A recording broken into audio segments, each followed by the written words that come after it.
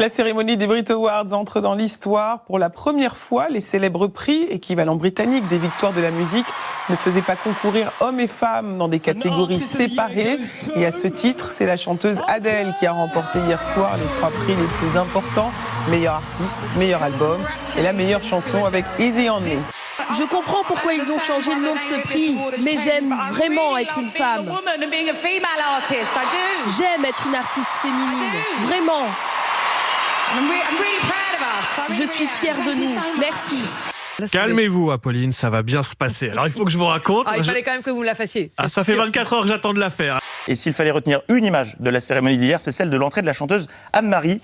Elle va vous faire relativiser sur la mauvaise journée que vous pensiez avoir passée. Imaginez, elle s'est préparée pendant des mois pour offrir le show le plus spectaculaire, des heures et des heures de répétition. Et là, bam, ils ont collé un escalier sur la scène, ces idiots.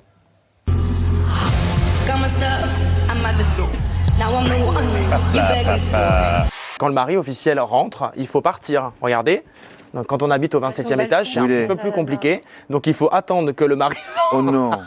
Il est au bord de la fenêtre. Il a l'air très détente quand même pour quelqu'un qui habite au 27e étage. parce qu'il y a un petit rebord. Mais je vous confirme qu'il a beaucoup de peau. Mais il est fou.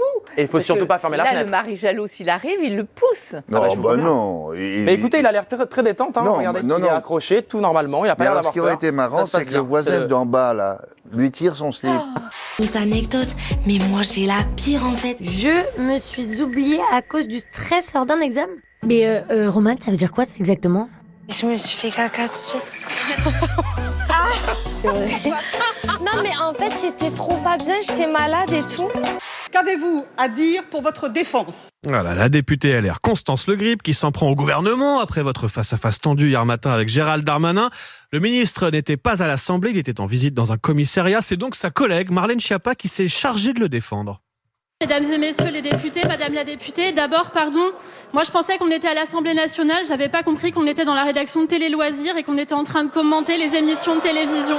Alors sachez que Télé Loisirs a offert un abonnement quand même d'1 an à Marlène Schiappa en réponse à cette séquence. Je vous assure. Quelle bonne idée. Quelle excellente idée pour le coup. Ce matin, sur LCI, Yannick Jadot a fait visiter son QG de campagne à Elisabeth Marpichou et il en a profité pour mettre un petit taquet à Gérald Darmanin entre deux portes. Allez, on va dans votre bureau. Je passe devant vous. Allez-y. Je vous fais pas une mauvaise manière, je vous fais pas une Darmanin. Il y a une question à laquelle vous n'avez pas répondu sur Twitch. Une question. Dites. Est-ce qu'elle vous a donné un petit chat? Marine Le Pen? Oui. On a parlé de son élevage de chats. Qu'est-ce qu'elle vous a dit? Mais elle n'a pas prévu de m'en confier. Donc c'est pas un sujet qu'on a. Bien sûr, vous n'avez pas eu un chat que vous avez filé à Zuma, c'est pas vous? Non. Non. Surtout pas à Zuma a priori. Bon, allez, on va arrêter parce qu'on n'est pas loin de l'alerte dérapage. Et puis le footballeur français Kurt Zouma s'excuse après avoir maltraité son chat dans des vidéos diffusées sur le réseau Snapchat. Mais la polémique a pris de l'ampleur ces dernières heures. Le joueur qui évolue à West Ham a été copieusement sifflé pendant tout le match hier soir contre Watford. Plusieurs associations demandent des sanctions exemplaires. La vidéo, visionnée 4,7 millions de fois sur Twitter, a largement fait polémique, poussant le joueur à s'excuser. Je veux dire à quel point je suis désolé pour tous ceux qui ont été bouleversés par la vidéo. Je tiens à assurer que nos 2 chats vont parfaitement bien. Ce comportement était un incident isolé qui ne se reproduira plus. Le club du joueur a annoncé que l'affaire serait traitée en interne. C'est quoi un psychopathe? Un psychopathe, c'est un individu qui a des caractéristiques psychologiques bien déterminées. Il y en a 4 principales. D'abord, c'est un ego surdimensionné. Est-ce que ce sont celles-là? Voilà, c'est ça. Un sentiment de supériorité, donc ce qu'on appelle le narcissisme, mais vraiment débridé. Une tendance à manipuler, exploiter, manipuler, voir l'autre comme un moyen et non pas comme une fin. Direction le Chili, dans le désert de l'Atacama. Il est envahi par 2 gigantesques décharges textiles, des dizaines de milliers de tonnes de vêtements, abandonnés en plein air. Parce qu'on ne sait pas quoi en faire et que c'est moins cher pour les fabricants de ces vêtements-là de les envoyer au Chili plutôt que de s'en occuper. Et un problème d'empathie, c'est-à-dire devant la souffrance de ces victimes, absolument pas de capacité de recul ou pour épargner la personne qui souffre. Et enfin, la tendance à agir de façon impulsive en fonction des avantages à court terme sans se préoccuper des conséquences à long terme. Bonjour. Bonjour ma poupée. Non, pas bonjour. Mais non, mais je comprends, c'est pas grave. Bonjour Janice. Ben voilà. Ça fait. En Afrique, c'est la même chose. Le Ghana, autrefois réputé pour son marché de la seconde main, est désormais enseveli sous les dunes de vêtements inutilisés.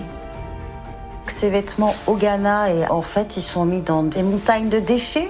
En fait, c'est la fosse commune de notre garde-robe. On a fait de l'Afrique des cimetières à vêtements.